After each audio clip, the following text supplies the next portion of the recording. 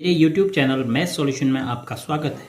यदि आपने अभी तक चैनल को सब्सक्राइब नहीं किया है तो प्लीज़ चैनल को सब्सक्राइब कर बेल आइकन का बटन जरूर प्रेस कर लें, जिससे कि गणित के किसी भी प्रश्न पर बनने वाली वीडियो अपलोड होते ही नोटिफिकेशन के द्वारा आप तक शीघ्र पहुँच जाए। प्रश्न संख्या 7, 5 त्रिभुज खींचिए। बहुत ही अच्छा सवाल है, एक्टिविटी बेस्ड है। उनकी भुजाओं को मापिए। प्रत्येक स्थिति में जांच कीजिए कि किन्हीं दो भुजाओं की लंबाइयों का योग तीसरी भुजा की लंबाई से सदैव बड़ा है। तो 5 त्रिभुज खींचने हैं। मैं एक त्रिभुज खींच के आपको इस प्रश्न का हल दिखा रहा हूं कि कैसे हम करेंगे। बाकी 4 त्रिभुज आप फिर स्वयं खींच सकते हैं, उससे आपका अभ्यास भी हो जाएगा। तो सर्वप्रथम हम पहला त्रिभुज खींच रहे हैं। त्रिभुज क्या होता है? 3 रेखाखंडों से, देखो माप हमने नहीं तय करनी है अभी कितनी माप लें करके, 3 रेखाखंडों से मिलकर बनी हुई बंद आकृति को त्रिभुज कहते हैं। रेखाखंडों को आप जितना बारीक खींचेंगे उतना सही आपको आंसर मिलेगा। इसका नाम रख देते हैं ए। अब देखो यहाँ पर मार्क करने की कोई ज़रूरत नहीं है, बी और ये सी। अब हम मापते हैं तीनों की लंबाई क्या आती है। रूलर से भी माप सकते हैं और डिवाइडर से भी।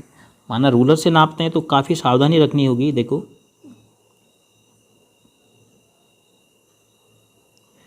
बिल्कुल ठीक ऊपर से देखना है, साइड से नहीं देखना है। ऐसा नहीं कि दाहिनी तरफ से देख रहे हैं।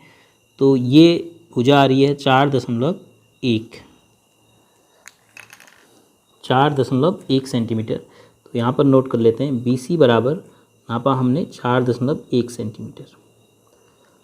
4 सेंटीमीटर के बाद 1 मिलीमीटर, तो 4.1 सेंटीमीटर लिखा जाएगा। छोटे खाने मिलीमीटर के और बड़े खाने जो आपको 1, 2, 3 में दिख रहे हैं वो सेंटीमीटर। अब ऐसे नहीं नापना है कि आप इससे इसकी सीध मिलाओ, पहले पूरी लाइन तक ले जाओगे रूलर को। देखो C के पॉइंट पे रखा है मैंने, और 5.5 के बाद एक और खाना है तो 5.6। AC बराबर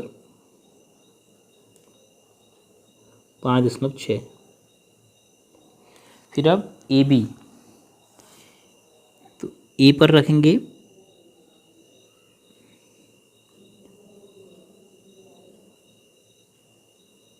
ठीक 4 सेंटीमीटर। A से लेकर B तक की दूरी, तो AB भुजा की लंबाई होगी 4 सेंटीमीटर। अब हमें क्या करना है, हमें जितनी भी स्थितियां संभव हैं जोड़ के तीसरी भुजा देखनी है। मतलब हम पहले इन दो भुजाओं को जोड़ेंगे और इसको देखेंगे इन दो भुजाओं का योग इससे ज़्यादा है कि नहीं। फिर इसको छोड़ देंगे, इन दोनों को जोड़ेंगे, इसको देखेंगे। फिर इसको और इसको जोड़ेंगे, इसको देखेंगे। तो कितने कॉम्बिनेशन आएंगे देखो। पहले हमने AB धन AC जोड़ लिया, चलो तो इन दो भुजाओं को हमने जोड़ लिया। AB कितना है 4 धन AC कितना है 5.6। अब 5.6 में 4 जोड़ना है तो 4 यहाँ पर लिखना पड़ेगा, दशमलव के बाद यहाँ पर शून्य लगाना पड़ेगा। 6 5 4 है 9, तो कितना आया 9.6। AB AC और तीसरी भुजा कौन बची इसमें, BC। तो BC बराबर कितना है 4.1। तो देखिए दो भुजाओं को जोड़ के 9.6 आया, और जो तीसरी भुजा जिनको हमने जोड़ में शामिल नहीं किया है वह भुजा वह 4.1 है। तो आप क्या लिखेंगे, AB धन AC बड़ी है, इन दोनों का योग बड़ा है BC से। अभी हमने एक पेयर को मतलब दिखाया है। अब दूसरा पेयर AB और AC का था। अब हम AB हटा देते हैं तो AC धन BC ले लेते हैं। देखो हमने AC धन BC ले लिया, तो AC कितना है 5.6, BC कितना है 4.1। जोड़ेंगे आप 5.6 में 4.1, तो पाएंगे 6 का 7, 5 4 9 बराबर 9.7 आया इस पर।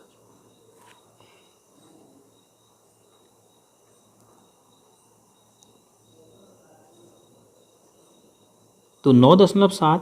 तीसरी भुजा कौन सी बची, AC BC और AB।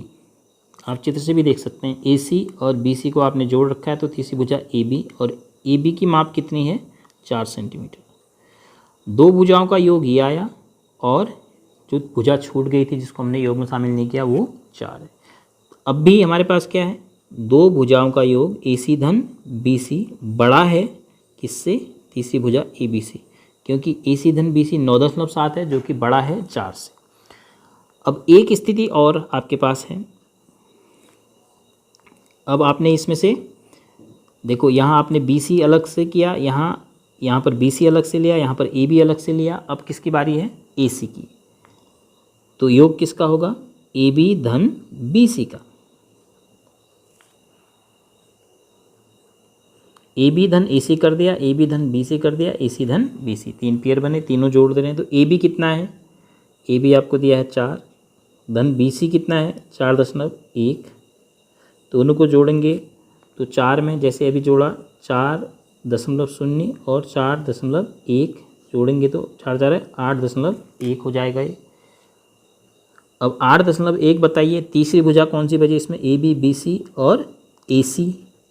AC बराबर कितना है 5.6।